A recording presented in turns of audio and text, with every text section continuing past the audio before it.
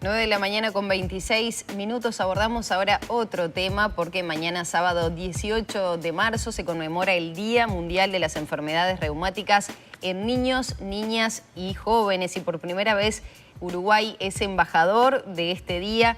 ¿De qué se tratan estas enfermedades? ¿Cómo se pueden encarar y abordar rápidamente para evitar males mayores? Lo dialogamos con Rodrigo Suárez, pediatra experto en reumatología de niños y adolescentes. ¿Cómo le va? Bienvenido. Buen día, muchas gracias por el espacio. Buen día. Bueno, creo que lo primero es poder abordar un poco esta temática conociendo qué son estas enfermedades reumatológicas que afectan desde el nacimiento, en algunos casos, a los niños.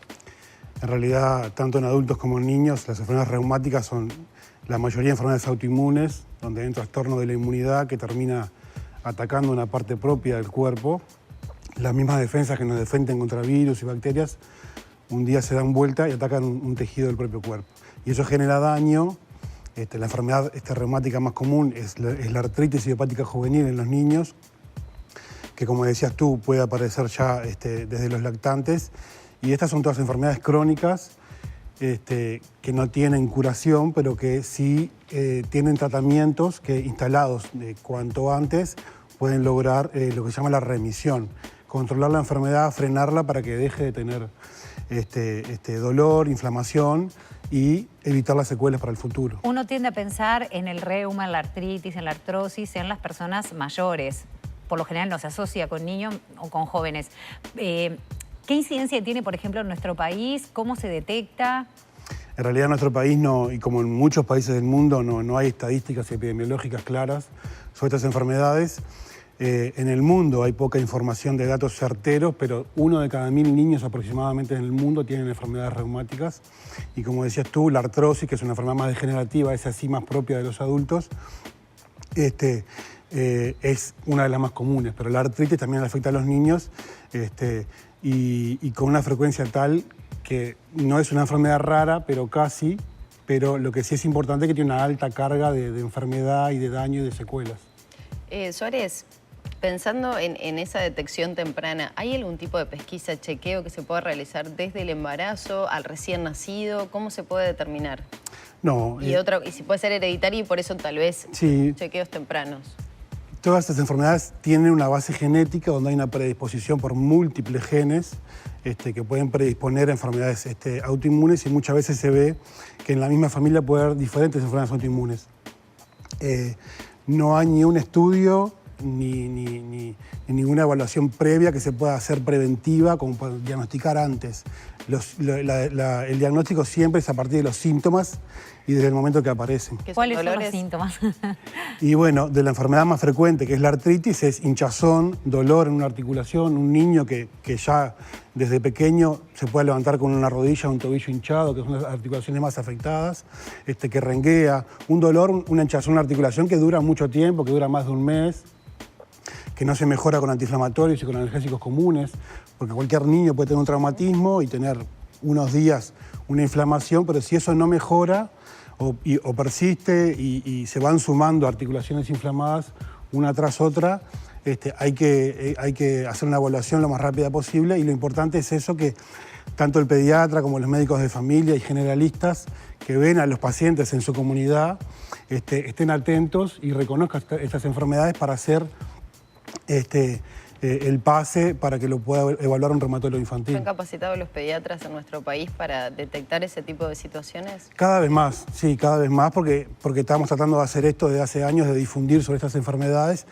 pero es un tema que no es solamente de Uruguay, es del mundo. La reumatología pediátrica como especialidad tiene 50, 60 años en el mundo. Imagínense que para la historia de la medicina es una especialidad muy nueva. Y realmente se ha ido consolidando en las últimas décadas, pero falta no solamente concientización y visibilidad de las enfermedades en la población general, sino también en la comunidad médica también. Me quedo pensando en eso, en la población en general, porque supongo que muchas veces los padres deben desestimar o pensar, vaya a saber uno, se pegó, pegó. Pasa que de repente eso dilata el diagnóstico y complica un poquito el tratamiento. Exactamente, eso que acabas de nombrar, el dolor de crecimiento, que no duele. El crecimiento no duele, si no estaríamos todos con dolores en algún momento de nuestra vida. Pero hay cierto tipo de dolores que no se sabe bien cuál es la la causa, pero que no afectan al niño en realidad, después desaparecen. Pero hay otros dolores diferentes donde realmente, si son persistentes y muy intensos y tienen que llevar a la consulta para descartarlo lo antes posible, porque cuanto antes se hace el diagnóstico y antes se instala un tratamiento adecuado para frenar la enfermedad, mejor siempre es la evolución y menor siempre son las secuelas para el futuro. ¿Se puede empezar a deformar, a notar y a percibir esas deformaciones en niños? Sí. En sus manos, en sus Sí, pies.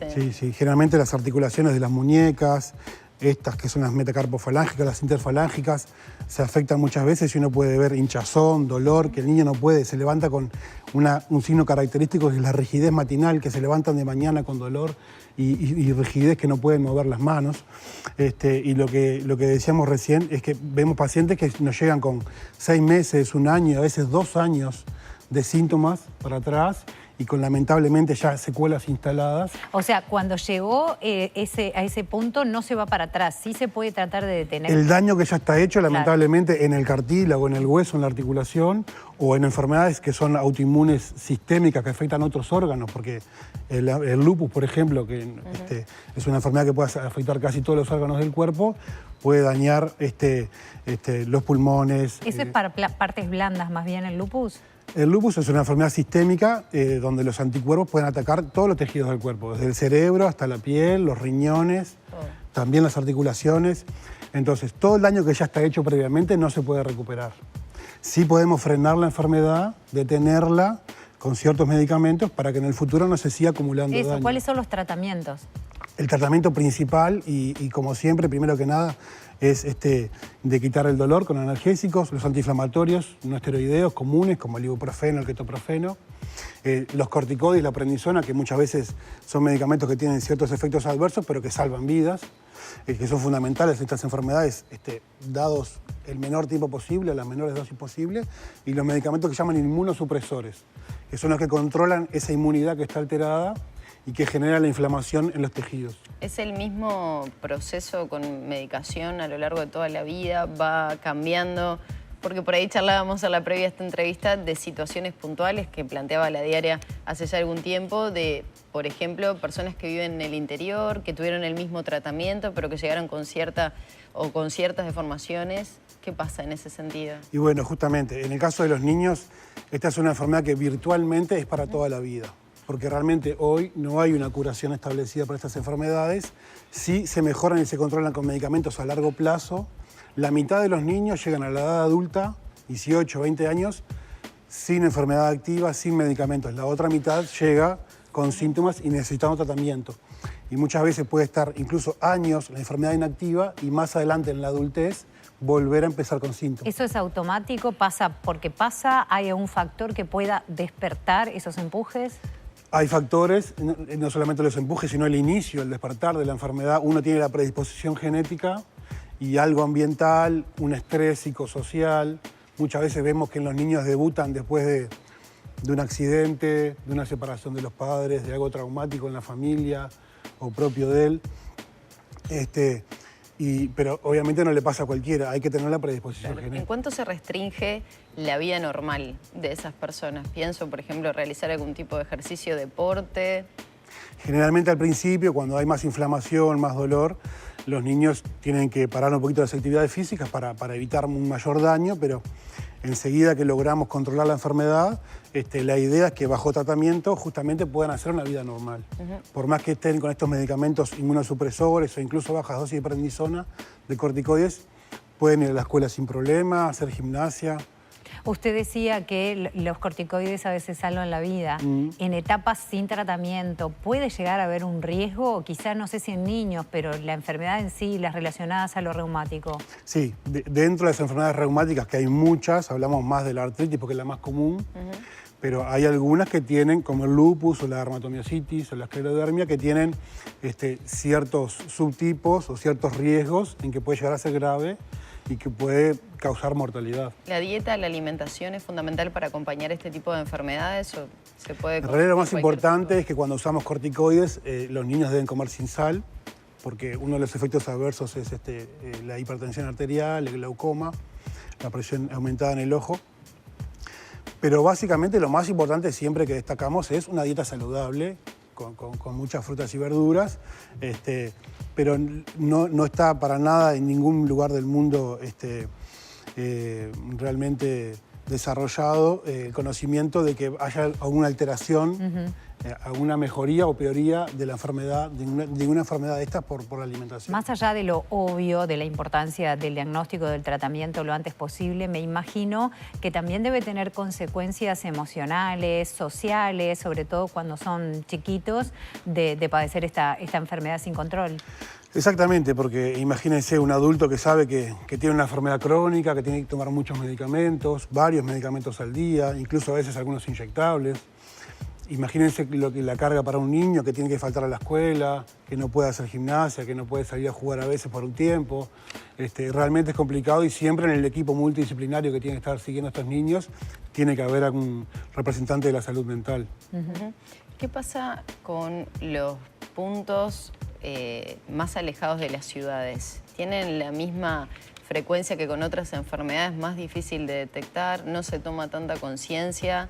¿Qué notan ustedes a nivel, de repente, Montevideo e interior más profundo? Y la atención también en esos lugares. Sí, realmente. Que a veces no es culpa de la gente, sino del acceso que se pueda llegar a tener para conseguir un número, para que haya un especialista. En Uruguay somos 3 reumatólogos infantiles. ¿3? 3. Los 3 estamos en Montevideo. Hay departamentos del país. A pesar de que Uruguay, dentro de América, es uno de los que tiene más reumatólogos per cápita, hay muchos departamentos del Uruguay que no tienen reumatólogos generales, de adultos me refiero. Incluso hay muchos lugares del interior más lejano donde no hay pediatras y donde quien atiende a los niños es un médico de familia que puede hacer su mejor esfuerzo, pero que no es pediatra.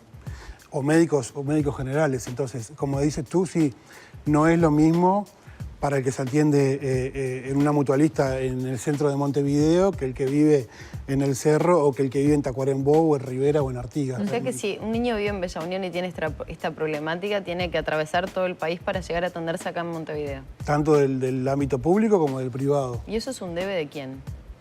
Bueno, ¿Del sistema? Vieron que en general el sistema de salud... Muchas veces los médicos también de Montevideo van determinados días al interior y pueden atender allí. Sí. El tema principal es, como les decía recién, la reumatología pediátrica en el mundo es una enfermedad, una especialidad bastante joven, tanto que incluso en Uruguay el título por se, el posgrado no existe.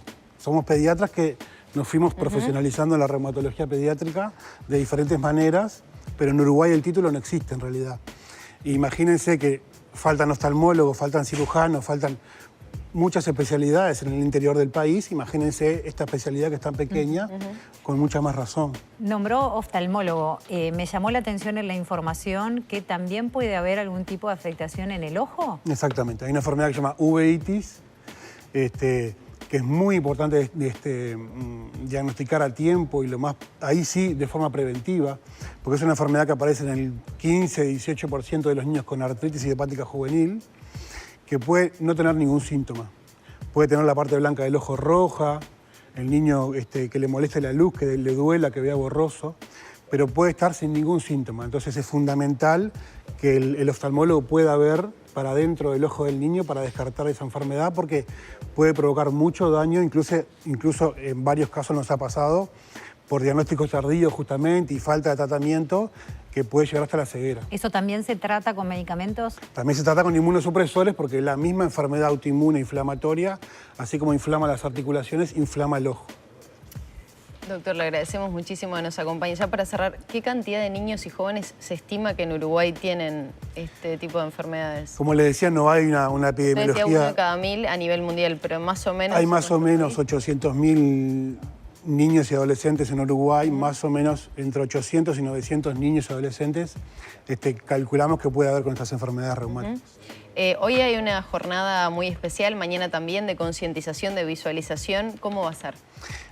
Hoy a las 18 horas va a haber una conferencia de prensa, así que está invitado el canal también a que pueda participar. A las 18 horas en la Intendencia de Montevideo, la Intendencia la verdad que colaboró mucho con nosotros y junto con la Fundación Herrera Ramos, que es una fundación que nació de la Sociedad Uruguaya de Reumatología, también para divulgar estos temas. Mañana, en la mañana también en la Intendencia hay una jornada de informativa científica para médicos, y a partir de las 2 de la tarde, de 2 a 17, es la primera vez que hacemos un encuentro con padres, familiares y niños. Va a ir un nutricionista y una psicóloga, y vamos a hacer talleres y vamos a brindar información para los pacientes. Muchísimas gracias por acompañarnos. Muchas gracias por el gracias. espacio. Gracias a También ustedes. pasó por aquí por los estudios de Arriba Gente, Rodrigo Suárez, pediatra experto en reumatología de niños.